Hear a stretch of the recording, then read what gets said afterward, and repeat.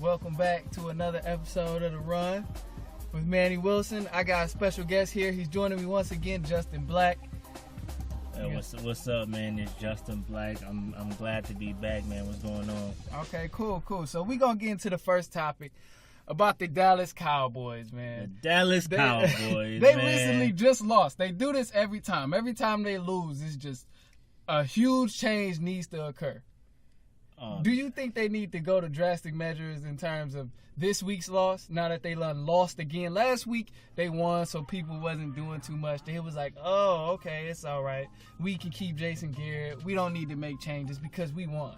But now, come against the Titans last week, they lost, and now they need to make changes again.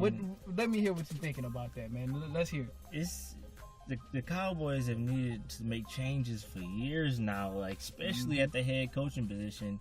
But I think as of right now, I'm to be honest with you, I'm not the biggest fan of coaches being fired like mid-season. So I would say just give him some respect and let him go at the end of the season. But it needs to be like a guarantee that he's leaving at the end of the season, because you have 2 weeks to prepare. You had a bye week. We seen Jason Garrett. I think he's at the Dodgers game. He was on the bye week. At the Dodgers game. Listen, I'm not one of those people, who say you need to be studying football 24/7. Right. If it's your bye week, go enjoy that. But exactly. Make sure you're prepared for the game next week. Yeah, exactly. Come game time. But that's just like if you lose, then we extra critical. You're at the Dodgers game. You're not studying film. You're not doing what you're supposed to do. Exactly. And as the head coach, you seem like you don't have your team prepared when you had an extra week to prepare. And Jerry Jones even said that. So, we talk about the head coach, but I think number one is really like Jerry Jones. Just he money hungry. He just gotta. He said he's not firing Jason Garrett. Yeah, and that's the thing, because Jason Garrett is a puppet, and he's going to listen to whatever Jerry Jones says. I don't think they have a choice when you play with Jerry Jones. Exactly. That's the only team owner in the NFL who's making these type of decisions. It makes it obvious. Yeah. It might be other owners out there that's got the same kind of mindset or whatever, but he just makes it so obvious. What owner is doing interviews after games and all that? Come on, you can't be the owner and the head coach and the GM. You gotta choose your position. So it starts with Jerry Jones, and he has to do something. He has to let head coaches be head coaches. That's number one. That's the owner. And number two, you gotta let go of Jason Garrett. Sir Clap-A-Lot has to go. All he does is clap. Touchdown, turnover, interception, losing 35 zip, clap a lot. All you do is clap. Greatest clapper. And third, which I think should be last, you got to give him more time, but he's had time. No, I'm saying third, but it's on Dak's shoulders. Dak Prescott, we have to give him more time. I feel like once you get a new head coach and Jerry Jones relaxes a little bit, you give Dak a little bit more time, let him adjust to a new system under a new head coach, and if he still doesn't work, then you have to move on from the quarterback too. But I think as of right now, you got to look at the head coach, because you've had limited success with this head coach. So you got to move on. I agree. I agree. In my opinion, they should have got rid of Jason Garrett, or they should be on the verge of getting rid of him. If not after this season. This season, I feel like this season was his decision maker, or should have been the deciding factor of if he stays or if he leaves. Because the Cowboys, they so-called America's team. They so-called all about winning. So-called all about, you know what I'm saying? They're all about winning. No. They're not about winning. That's what they claim. They're about making money. They're about making money. It's not about winning. Truth. That's the truth. They all about making money, and when you look at it in reality. But they claim that they're winners and they big ballers all of a sudden. But you don't win. So that's what kills me. How are you gonna claim you're a winning organization or the top organization in the league, the best organization in the league, and you don't win? Man, because they're the top organization because they make the most money. That's exactly what it is. And they hold that to a different standard in terms of being one of the best football teams. In order for them to be the best football teams, I would have needed them to be in the playoffs every year for the last and go deep in the playoffs every year.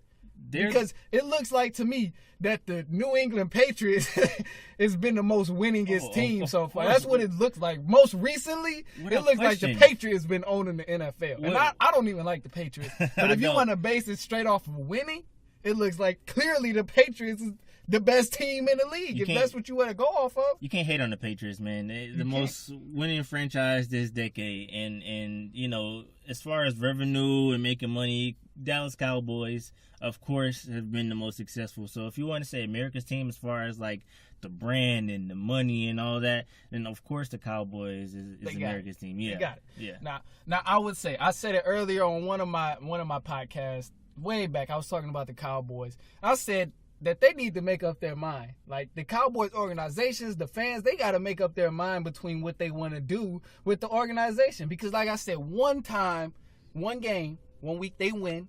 It's like, oh, okay, we the best team. Yeah, we got it. You know, we going to the Super Bowl. They lose their minds. And then the next week come along, they lose. They like, oh, somebody need to get fired. Who's getting fired?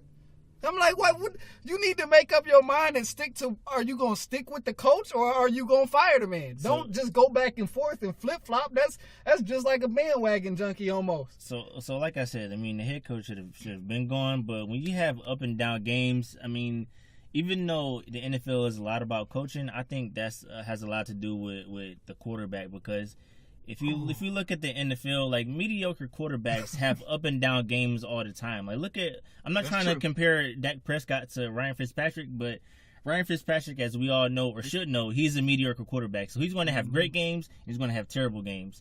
And I feel like it's safe to say now that we can put Dak Prescott in that mediocre category, and because he has good games and he has bad games.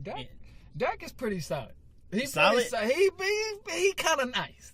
I wouldn't say solid. He's okay. Dak is pretty solid. When they get rolling and they offense is clicking, that's true though. That's with almost any team. So I guess I can't say that, but Dak not bad, man. He's not bad. Listen, and he's still young, so he gonna improve. He gonna get better. No, he's on a decline. And when I feel like the decline. And if you for head coaches and quarterbacks, I look at this. Are you elevating the players around you or not? Like you look at Aaron Rodgers and Tom Brady. They have been playing with I don't want to say scrubs, but they've been playing with like pretty decent, see average talent players for the longest, but they've elevated those guys to get them to multiple playoff wins and for Tom Brady to get them to a Super Bowl. Dak Prescott, he needs an amazing team around him. He needs a Pro Bowl running back, Pro Bowl offensive line, Pro Bowl receivers. He needs why can't you elevate anyone around you? Why do you need all these things around you in order to succeed? But we don't know that for sure. It's kind of been tested a little bit, but we don't know. He's only 25. I wouldn't say he on a decline. Listen, you wouldn't. A decline. That's young as a quarterback. People playing to 40 now. Listen, I would give him a couple more years with the Cowboys, and if he's still like putting mediocre numbers up, throwing for under 200 yards in football games, and you got to make a change. I got the solution right here. What it is, put Dak Prescott with the good coach. Put Dak Prescott with the coach who know what he's doing. Or put him with an offensive coordinator who knows what Dak can do. And I guarantee it'll be a different story. Because he'll start popping, he'll start looking good again. And he will be able to show off his arm a little more, throw the ball downfield. He clearly can run the ball when he wants to and when he has that opportunity. But he going to have more shine if he gets if he gets placed in the hands of the right coach or the right offensive coordinator. But if he's with the Cowboys, it's not happening.